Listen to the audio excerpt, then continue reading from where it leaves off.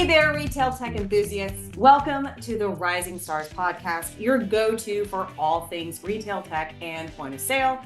I'm Kate Orara, Partner Development Manager at Star Micronics, and I'm excited to guide you through this journey. Here we dive into the latest innovations shaping retail, hospitality, and cannabis industries. So whether you're a techie or a business owner, this is your backstage pass to insider knowledge. Join me and the Star Micronics team as we innovate and rise together.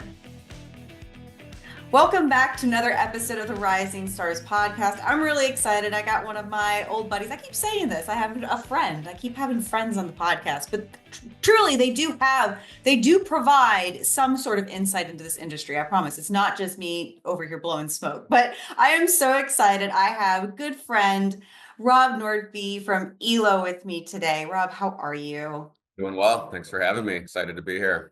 Awesome. Well, I'm happy you're joining us today. I know that you are traveling and you are actually at a conference right now, so I appreciate you taking the time to speak with me. No, I love it. Excuse the background noise, and I'll just annoy everybody in the lobby here. So we're cool, but let's do it. So ready to rock.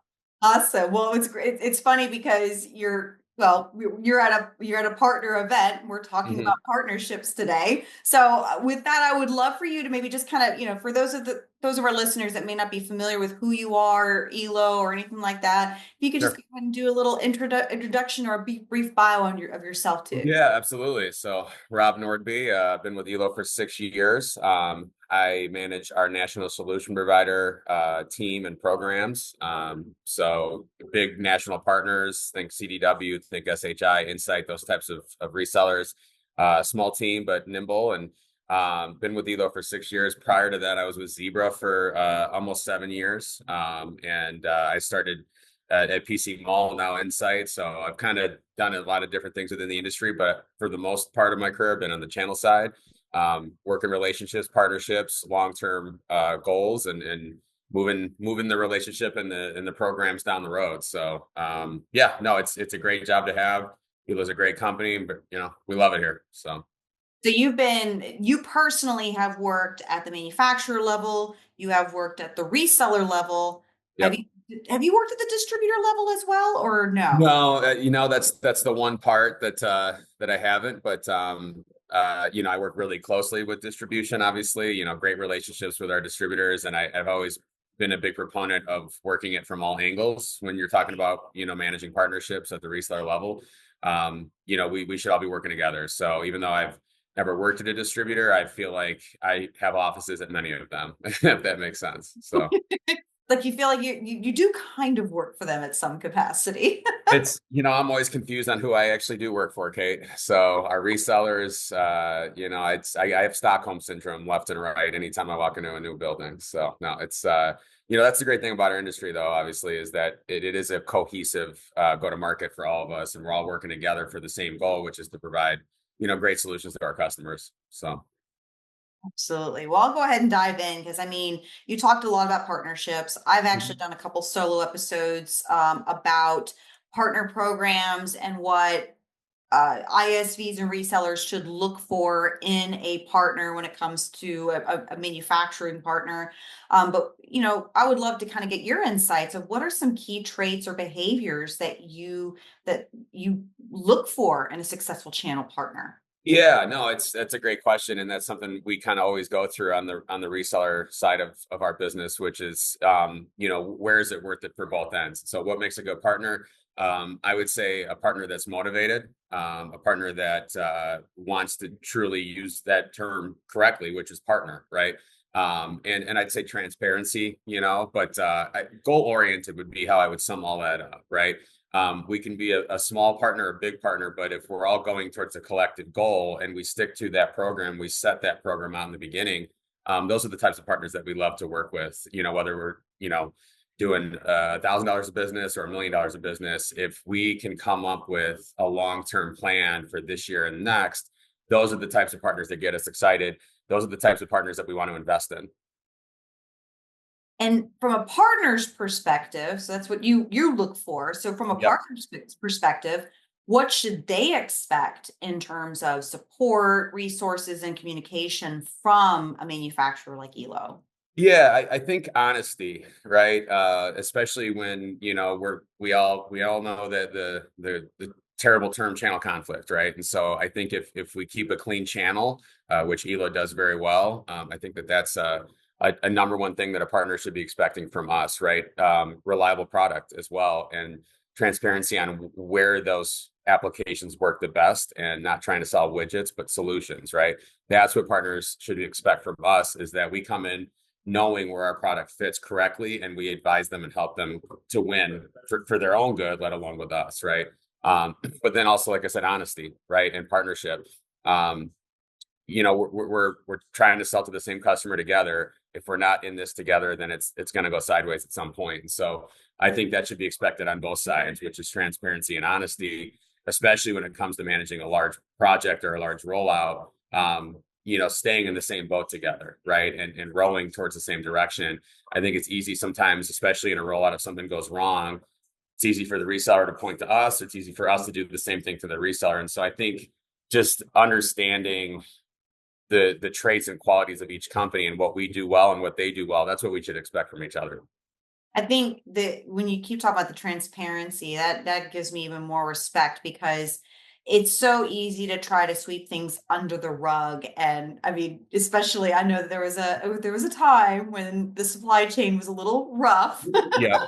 And Yeah. I'm sure it was and the thing is, you could just sit there and continue to blame it on supply chain, but it's one of those things you want to at least provide the information and set realistic expectations for the partner up front, so there's no surprises. Yeah, I think we actually, that's a good example, especially around COVID and supply chain. A lot of our competitors, you know, got people to take buy-ins, and it created a lumpy business model for a while, up and down, especially in hardware.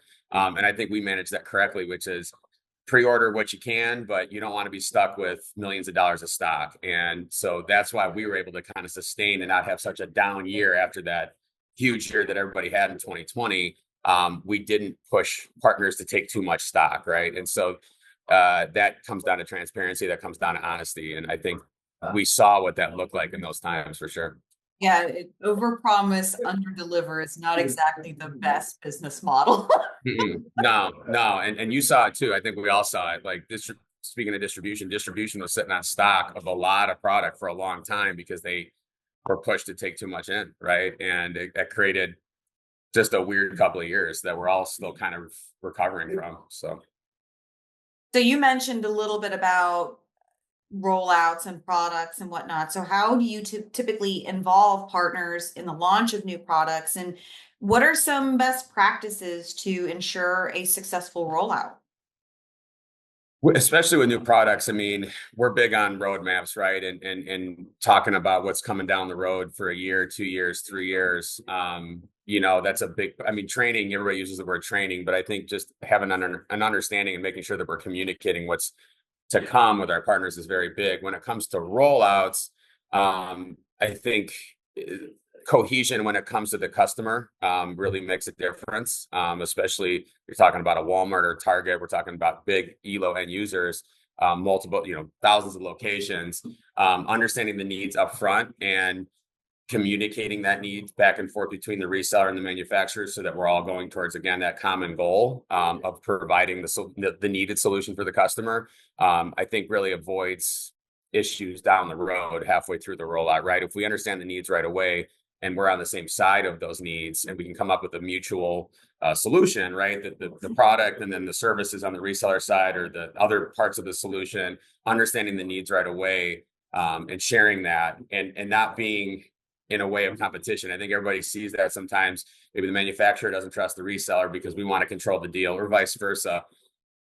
We coach our guys to not do that. Bring the partner in day one, right? So that they'll bring you in, right? And if we're doing that, they'll do the same and they'll return that. So, sharing the information, again, I keep using the word transparency, but especially at the end user level, what we learn, it should be a common knowledge, right? And there's nothing worse than getting on a call and being blindsided, no matter what side of the fence you're on. I think too, another thing that, and maybe you can expand on this a little bit, but timeline.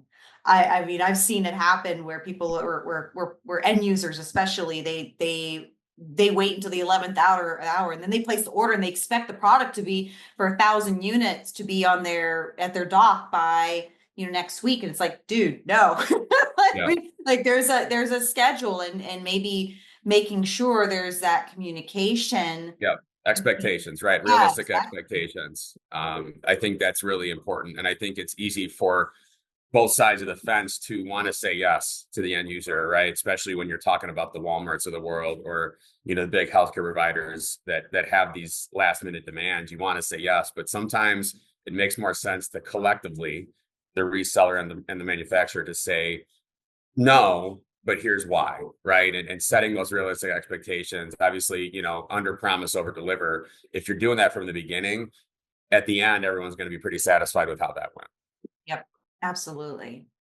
So we had some discussions. Obviously, we did a prep call before doing this, and you had mentioned the Elo Elite Partner Program, and I know I've talked some about the Stars Empower Partner Program, but could you Mhm. maybe give an overview of the Elo Elite Partner Program and explain how it benefits partners in tangible ways? Yeah, no, it's a new. We rolled it out a couple years ago. A huge team effort. One of our fearless leaders, Kim Davis, headed that up, has done a great job with that, and her team is managing that. It's a pretty standard program in a good way, which is if you sell more, you get a better discount, right? So there's tiers to it, like most programs. Obviously, there's different rebate programs we can offer at the top tier, but we can be very competitive with the smaller partners as well. So we have a number of ways that we can make sure that you can win the deal that you're bringing to us. Obviously, deal registration is something that we practice. We keep a clean channel. It's the standard deal registration process. And so if you're a smaller partner that maybe isn't getting that premier discount, but you have a great deal, that you want to work with us, we can make sure that you're competitive there. But from a standard level, it's a 3-tier program. And obviously revenue is a big part of that, but the services that you're providing, right? We want to incentivize and provide extra help to those that are providing the value for our customers and our products, right? So we incentivize value, we quantify value. If you're doing the services and the demos and all that kind of stuff, that's going to result in obviously a more advantageous pricing dynamic, right? So but we'll work you through the process, right? And we want to get every partner to that top level. We have thousands of channel partners. We love them all. But again, it comes down to building a program, opting into the training and the product roadmaps that we want to provide you. And as you start to do those things, it becomes easier and easier to win with Elo. So, what are some challenges that manufacturers and channel partners commonly face when trying to build these strong relationships, and how should they be addressed? Yeah, it's funny. I think we talk about the rollouts and this and that. I think that sometimes, end users, and they should be, right? For any customer out there that's listening to this, we value your business. Now, I think that sometimes customers can turn us against each other a little bit sometimes, and so again, staying in that same boat. I think just the competitive nature of our industry can pull people in a lot of different directions, and so loyalty and again transparency tend to be challenges, and that's why I keep going there, is that's what's really building a great part. That's how we build the partnership. But just the level of competition and the information, the misinformation out there, working through that, I think that always creates a challenge that we always have to overcome. So, do you ever, I mean, have you ever experienced? I mean, I know that we deal with a lot of competitors, the whole that this industry wouldn't be successful if we didn't have competition. Um, Is there a moment where maybe you had a partner who was loyal to Elo and then switched to a different partner, and how did you address that? Or did that help change things on your side to see what you could do to bring them back? Or Yeah, I've always kind of seen those situations as an opportunity, right? To learn quickly what you may or may not be doing. And so you got to figure out why, right? And if it's product related, then obviously that's a little bit of a longer fix, but it's really important for our partners to give us real feedback from the street on what's working and what's not. And if that's what's pushing them to sell our competitors, and that's something we got to address with product management in the higher levels. I think that tends to be, a big challenge. But then, okay, if it's something less like pricing, all right, let's talk about it. There's always a way to figure it out. And I think just addressing what the core issue is it profitability? Then we can address that, right? Can we work you through the process to get you higher level in the program, right? And a lot of times it does come down to that, like, hey, we're here to make money and we're not making enough. All right, let's take a look at that. What are your core products that you're selling? Maybe we can find a way to create that extra room in the three core if you're selling only touch monitors but not touch computers, well, then let's figure that out, right? There's ways to grow the partnership. And I think keying in on, okay, maybe you're not successful here, but we have so many other things that you can be successful with. And especially within big customers where there's multiple needs for multiple applications, we can help you get in there. And so I think that's the things that you kind of have to work through on a constant basis, is identifying what the core issue is. And a lot of times it's, like I said, are they profitable enough? Is it easy to sell us? Are we working in cohesion enough? And usually it's one of those things, and you address it, right? And you work the process and you work the problem, and then you grow together. And that's why I see it as an opportunity when those things come up. And we also get to learn about our competition more, right? That's always what we advise is, like, the losses are more important than the wins. So. No, I always say and tell my kids, I was like, you will learn more from the games that you lose versus the games that you win. And I think, to y'all that are listening, whether you're a manufacturer who's trying to build a partner program, or you're just working with resellers and ISVs in the channel, or if you're a reseller ISV partnering. So if you're a manufacturer, get the feedback, ask for the feedback, beg for the feedback. I mean, just what can I do next time? Yes, maybe I can't win your business back, but what can I do to be better? And then you're a reseller or an ISV or somebody who has turned a manufacturer, or you've decided to switch to a competitor. Give them the feedback. Let them know, hey, look, you screwed up on X, Y, and Z. And especially like you said, you talked about, if it's a product problem, it's like, well, that takes a long time. It's not like that takes a whole manufacturer. But we will address it, right? Especially if it's costing us an opportunity, right? So, but yes, the feedback is key. Absolutely. And if you have someone maybe internally that may need to have better training, it's like, okay, well, this person, not that you want to blame one person. It could be multiple people, but like, okay, let's address that situation so it never happens again. So everybody, you're doing them a favor. And I think it builds a stronger relationship when you go through those difficult things, especially if you're working hand to hand with leadership at those partners. And obviously I look at it from the big partnership perspective, but when we're talking about regional VARs, the value add there, a lot of times you're working with the owner, right? And you're working through that process, hand to hand, so to speak. And that feedback is really important on all sides, right? If they're losing deals that we're winning, I think it's on us to explain why, like why it's going to another reseller, what that other reseller is doing better or whatever. And it's a learning opportunity on that side too. So just like we ask for it from our resellers, we should be providing that as well. And that's how we try to operate the best we can. Absolutely. Well, and then if you are able to gain that business back later. What did you do? Hey, because you gave us this feedback, this is everything that we fixed. So it should work smoothly. This is what we've done to resolve that problem. And the great thing about channel relationships and how we all go to market is it's never a faucet that goes off, right? That there will be another opportunity tomorrow to work together, right? Maybe we lost that one today for various reasons that we just talked about. But tomorrow there's going to be another thing to work. And so you never stop pedaling, and that's with partnerships. That's the beautiful thing about the partnership as a whole, is that you can find another way to work together and get through those issues, and you get an opportunity the next day, So what are some advice, or what advice would you give to resellers or integrators considering joining any partner ecosystem?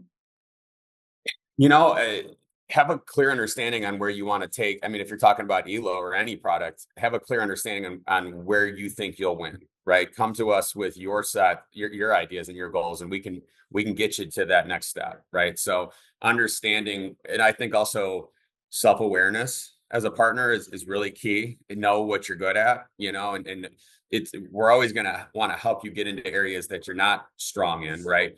But as you start a partnership, identifying and knowing exactly where you want to sell this product and why you win is going to make a manufacturer bend over backwards to help you out. Having worked at a couple different, I didn't mention I worked at Triplet before Zebra, so I've been with 3 different manufacturers, and that's always the partners that do the best that I've seen are knowing what they're really good at and driving that home. And then on the backside saying, okay, we're really good in manufacturing. How can we get into retail? But we love partners that know their strong suits and then want to run with us right away. And we can accelerate that run, right? So knowing who you are, knowing what your skill set is. And I would always say, especially for the big partners, these national guys, like, have your services game strong. That's the number one differentiator for resellers is that services, right? And services can mean so many things, and maybe you specialize in one aspect of it. Maybe you're really good at the integration, but you don't want to do the staging and the kitting, or maybe you're just really, really good at handling multi-state rollouts, and that's what you're going to really push to the customer and the manufacturer. So know what you're good at and drive that home, and then constantly be asking your manufacturing partners, what else can we do? Well, know what you're good at and partner with those. Like you said, if you're good at staging, but you're not good at the kitting aspect of things, Right. find another partner that's good at Exactly. that and work together on it. And then you can basically have the cohesive solution. Whether Yep, it's a for distributor or sure. somebody, another reseller or something like that, or an ISV, or I don't know, like just another integrator that could help you with that. And I think we see that, I wasn't going to shout anybody out, but we obviously the big dub CDW, we see that every day where CDW does a really good job of bringing in other, an ISV or a software company or a services company if they can't handle what the customer is asking at the level that they're asking it for. And so don't be bashful, right? You go, hey, you know what? We're a big partner and we got big buying power and we can house the product and we can do all this, but here's where we're going to need help.